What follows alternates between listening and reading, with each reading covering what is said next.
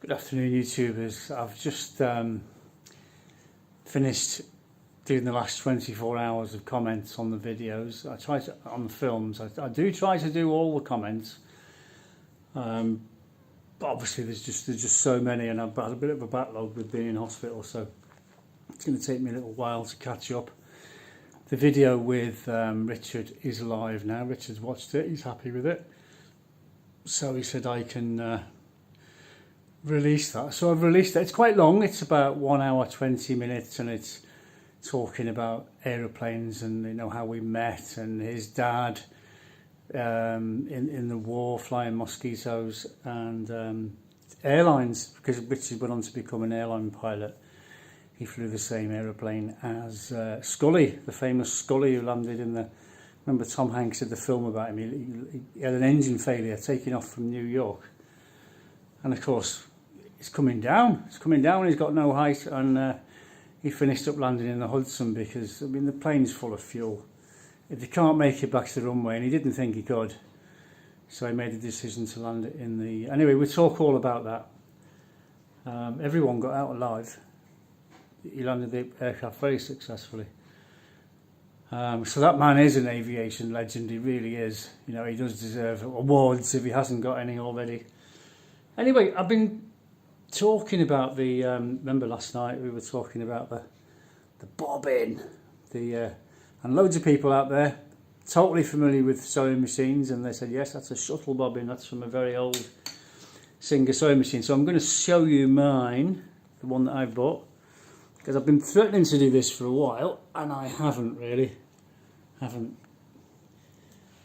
it is. That is it. It's a 28K apparently. That's the name of this particular one, according to the serial number. Because you can type the serial number into there's a website, and it will tell you what year the manufacture was. I think this is 1893 or 94, something like that. I can't remember.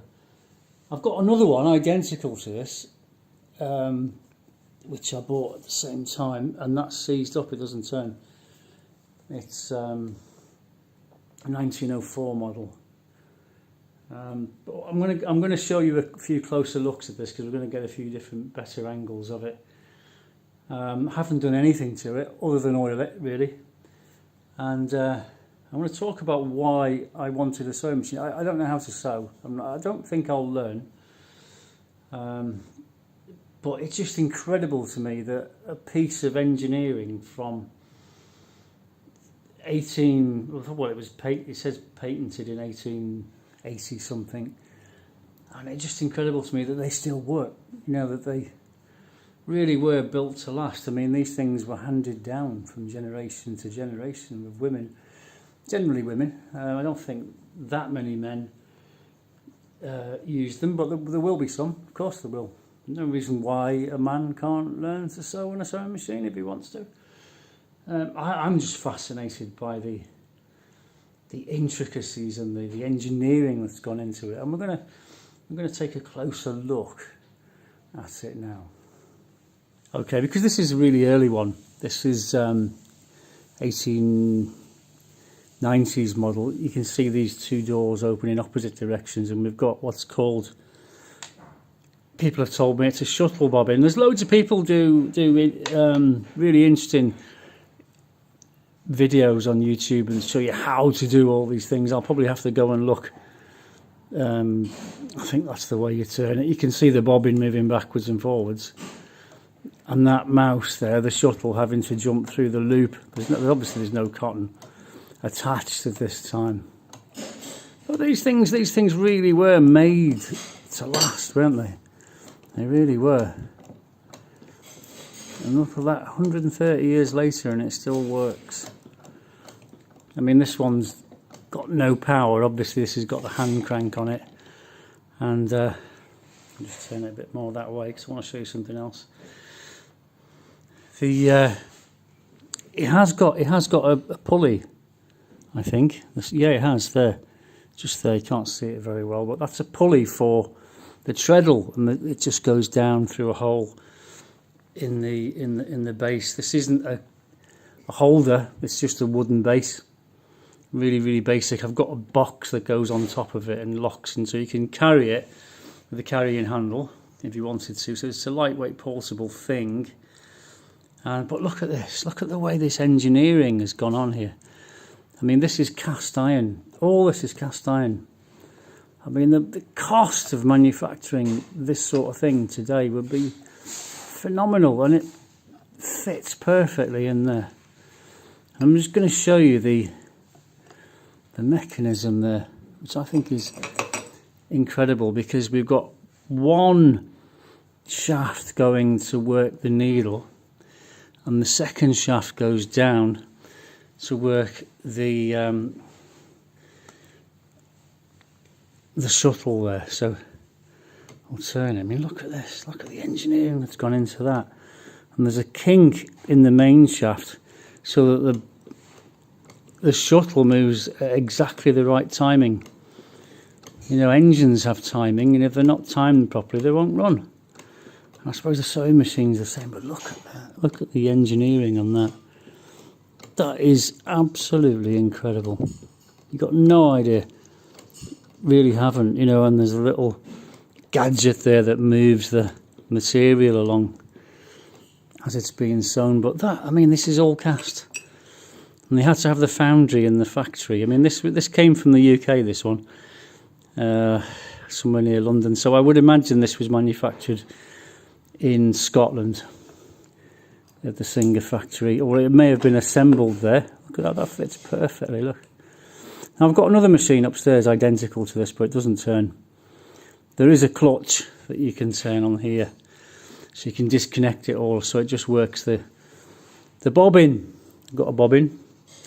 There we go. Bought this from India. You can buy these on from eBay on India, so you can get a new, if you lose your bobbin, not your shuttle, and load of new bobbins that all fit in. You can load these up with cotton, so you can just keep going. You don't have to keep loading the same one up. That was the idea. I managed to pick up a book. This one's dated 1929, but it covers the models 127 and 128. This is an older, a K version, 28K, I believe, but it's the same. It explains everything and how to use it. And apparently, women, because it was mainly women that used these things, they could pick these machines up and get really good with them in about 2 weeks. I mean, that's all it took to get really reasonable results sewing, you know, because everyone will be ham-fisted at first, I'm sure. But I'll go around the other side, show you the other side. Oh, I've got to move my selfie stick. I'll put it in the room here so I can have some good light. There we are. It's really old. Some people spend a lot of money restoring these things. I mean, the wood's all a bit wobbly.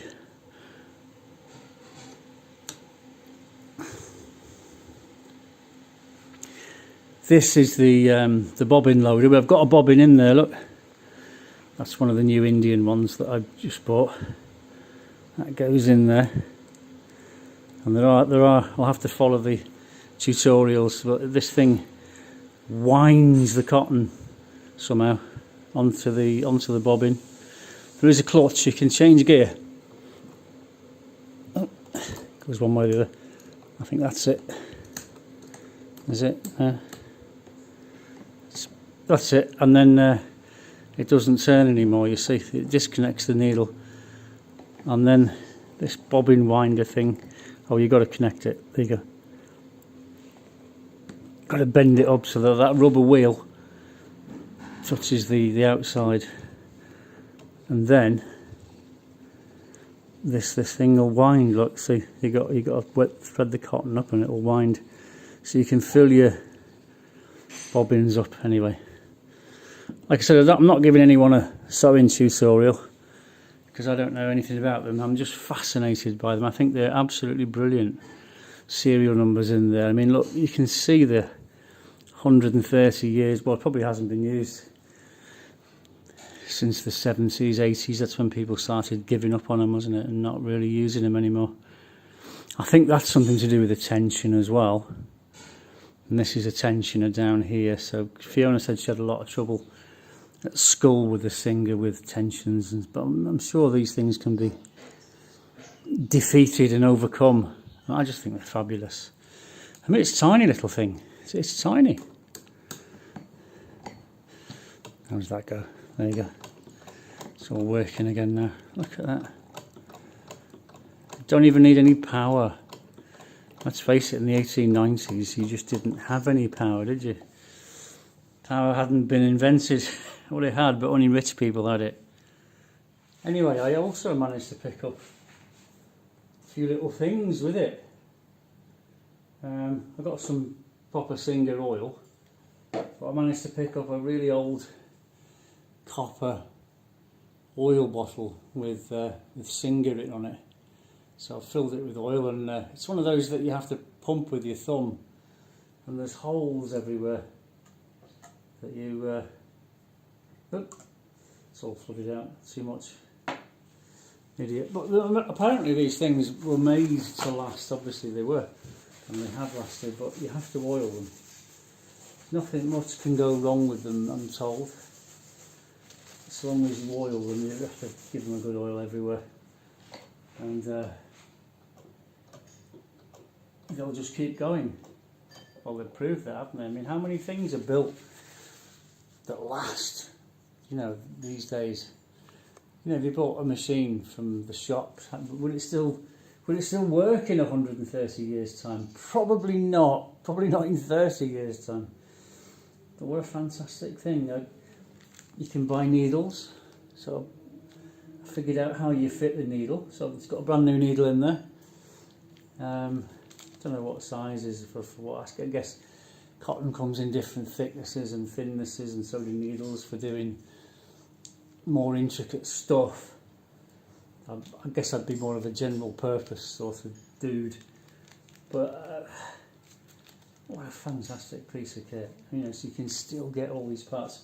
Oh, and there was, do you remember me saying on the back, with the thing that winds the bobbin, there's a rubber ring, and they always perish. Rubber perishes and it disappears. But I've actually got, somewhere, a packet of rubber rings from China to fit the Singer sewing machine. And a packet of rubber rings costs, I think I got 10 rubber rings for £10, something like that. So £1 each. You can buy the proper Singer one with Singer written on it for £6 for one. And it's just a rubber ring to make contact with the outer edge. So he needs that. So you can get all the parts for it. I've got some accessories. Like I said, I got the oil bottle. I was very pleased with that. And along came a few other little tools, which I really don't know what they're for, what they do. That's like a little crocheting hook, very, very small. And very fine things. That's obviously a needle. It's got a hole, it's got an eye on the end. So, but it'd be interesting to find out what all these little gadgets are. And this is just a spike. But these are all advertised as original old Singer tools. I deeply suspect that's an ivory handle. It might not be, but they used ivory in all kinds. It's cold and it looks like ivory.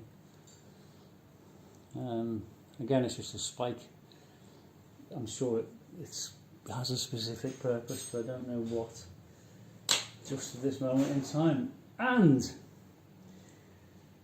the other thing is, it depends where you buy them. You can't buy them in Spain. I've looked around and you can't buy them. And the people that are selling them want silly money. I would be looking to buy one of these in Spain. I'd be looking at 250 quid at least minimum. To buy them in the UK, you can get them for nothing, 20 quid. You know, and some people have thought, well, bollocks, I'm not selling a whole machine and shipping it for 20 quid plus shipping, of course. You see these hand cranks on the end here. That's an original one from the 1800s. They go for about 50 quid on their own, so people will take them off.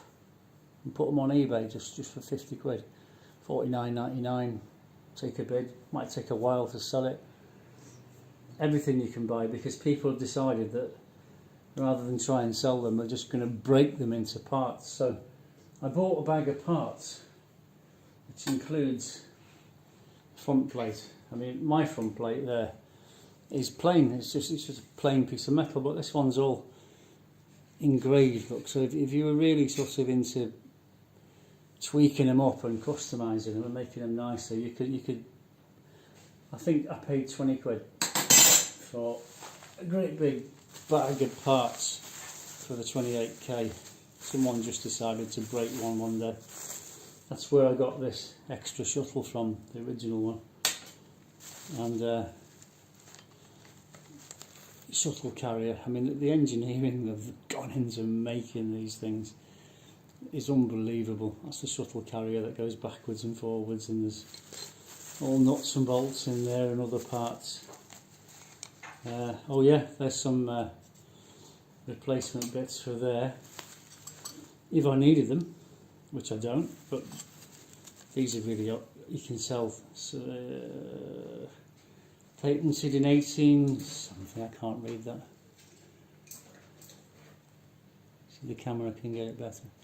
That tells us when the patent was, and the people that sell these, there's another 20 quid, so you've got more breaking the machine into parts than you were going to get for the whole machine. A bit like scrapyard mentality really. But so if you were to go and buy one of these machines as an ornament or to use, you can definitely get a good abundance of parts for them. Without a doubt, you can buy, and if the seller leaves the serial number, they said these parts are all from serial number so and so, you can type the serial number in, and you can find out what year it is, make sure it's the same year as the one you've got. And I just figured I'd just grab some parts, because I've got another one identical to this, dated 1904, and that's seized up.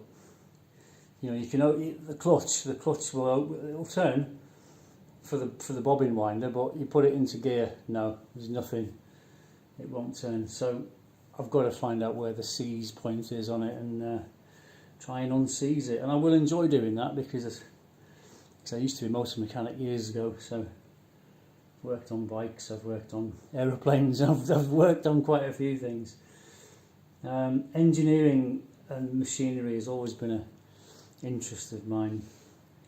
I'm glad I never got into lathes and milling machines, because I probably would have made guns and got myself into loads of trouble. Because I'm interested in guns as well, but there's all kinds of rules and regulations, and quite rightly so, with that sort of thing. So I never got into any serious engineering, just fixing cars out of necessity really, because I didn't have any money.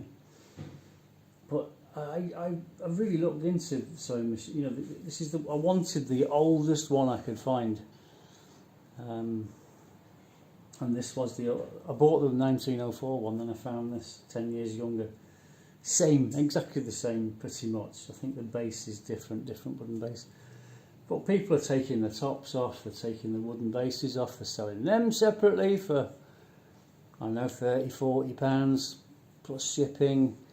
So we're in a lucky position, because we can buy all the parts, everything for it, if we wanted them. But that means that a lot of these sewing machines are going to the tip, because the actual, whether they sell the actual thing, or just weigh them in, I don't know what's happening to them, but they're becoming less and less. And the only reason they're so cheap now is because they made the Scottish plant alone made about 36 million of them and shipped them off all around the world. People used to buy them in charity shops and send them off to Africa. You know, some people refurbish them and they make them like new. They spend a lot of money restoring them to either original or custom. You know, you can buy them, but you know, I like it the way it is, because it's old and it looks old, and it is old, and it's very difficult to you know, if someone said, I'll take it away and make it like brand new, I mean, it would look fabulous, wouldn't it? But I mean, it's not brand new, it's 130 years old, and I want it to look 130 years old. It's all very well replacing parts that are a bit worn for a newer one, you know, a nicer one. But I just love it. I think it's fantastic. I'm going to give you another view from the other end, so that you can see. And I know you've all seen sewing machines before. Granny's probably had one. And this is the smallest one I could get my hands on. And you can see that the plate on the end is completely just plain. So like I say, you could put a more, I guess you could pay extra and have the engraved one on the end there, but I'm not that bothered. I'm not that bothered. So here we are. That's my Singer, and I'm just going to play with it. I'm just going to enjoy playing with it and seeing what I can figure out and what I can do. And I love it.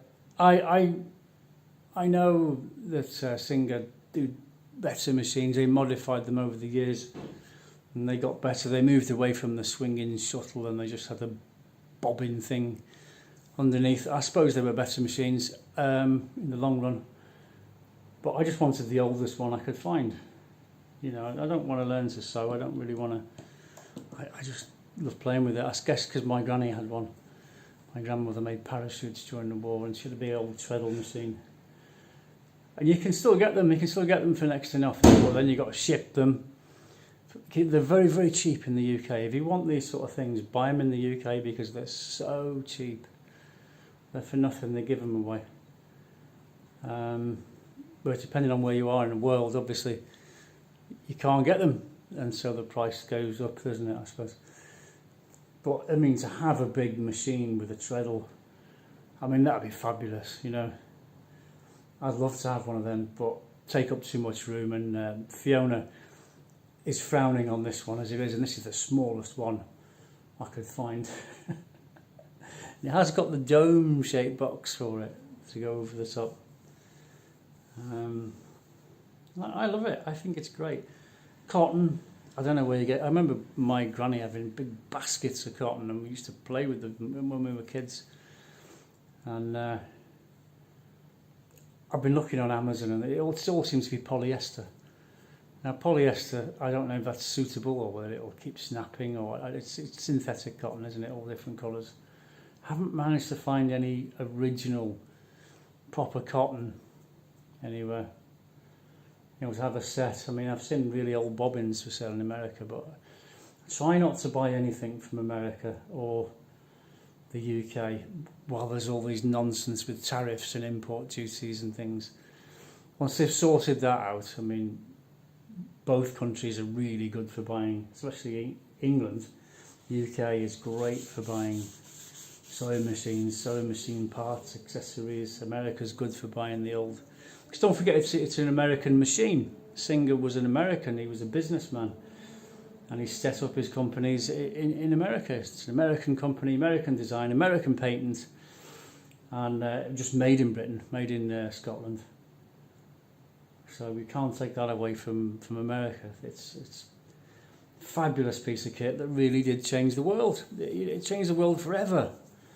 Like I say, today nobody wants them. Nobody wants them. Nobody wants to sew anything because you can buy stuff so cheap.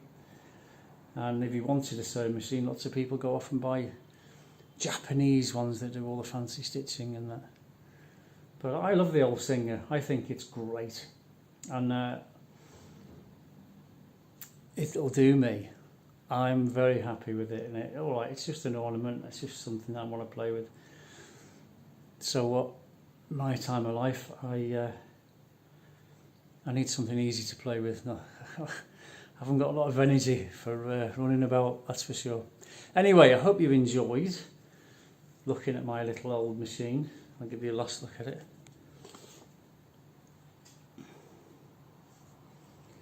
There it is.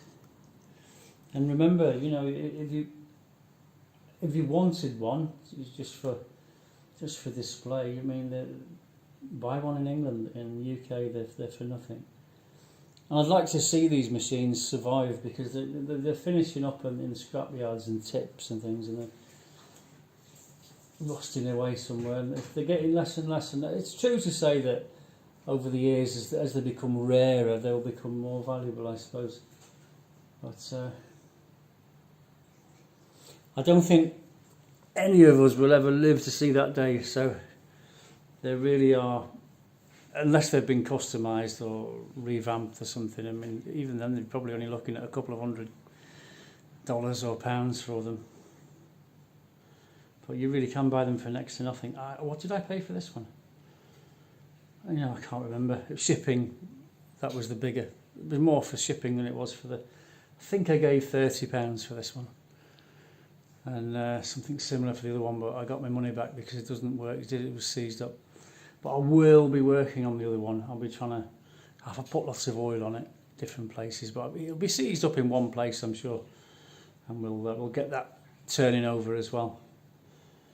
And yeah, I'm really impressed. I like it. Anyway, thanks for watching. I hope I didn't bore you, because I know most of you know what a sewing machine looks like. You probably know more about them than I do. But anyway, thanks for watching, and what a fabulous piece of kit. I love it.